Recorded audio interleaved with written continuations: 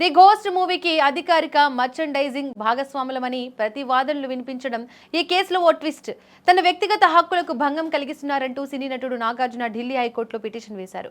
అనుమతి లేకుండా ఓ బట్టల వ్యాపారి తన పేరు, ఫోటోలను వాడుతున్నారన్నారు. ఈ కేసుపై విచారణ చేపట్టిన న్యాయస్థానం సదరు వ్యాపారిపై ఆగ్రహం వ్యక్తం చేసింది. నాగార్జున టీ షర్టులు మీరెలా అమ్ముతారంటూ సదరు వ్యాపారిని ప్రశ్నించింది.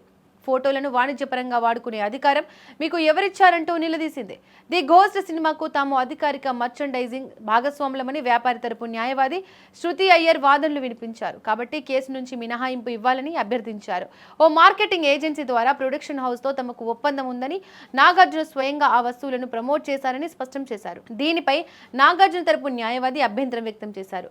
ఒప్పంద పత్రాలు అడిగినప్పటికీ సమర్పించలేదని, కోర్టుకు ఇచ్చిన ఈమెయిల్ కాపీలు సైతం అసంపూర్తిగా ఉన్నాయని న్యాయస్థానం దృష్టికి తీసుకెళ్లారు. చివరికి ఈ వ్యవహారంలో తమకు నాగార్జునతో కానీ, సంబంధిత నిర్మాణ సంస్థతో కానీ ఎటువంటి ప్రత్యక్ష సంబంధం లేదని న్యాయస్థానం ముందు వ్యాపారి అంగీకరించారు. ఈ వాదనలపై ధర్మాసనం తీవ్రంగా స్పందించింది. నాగార్జున ప్రొడక్షన్ హౌస్ తో ప్రత్యక్ష ఒప్పందం లేదని మీరే అంగీకరిస్తున్నప్పుడు టీ షర్ట్లను విక్రయించే చట్టబద్ధత ఎక్కడి నుంచి వచ్చిందని సీరియస్ అయింది. తదుపరి విచారణను ఆగస్టు 3వ తేదీకి వాయిదా వేసినట్లు న్యాయస్థానం తెలిపింది.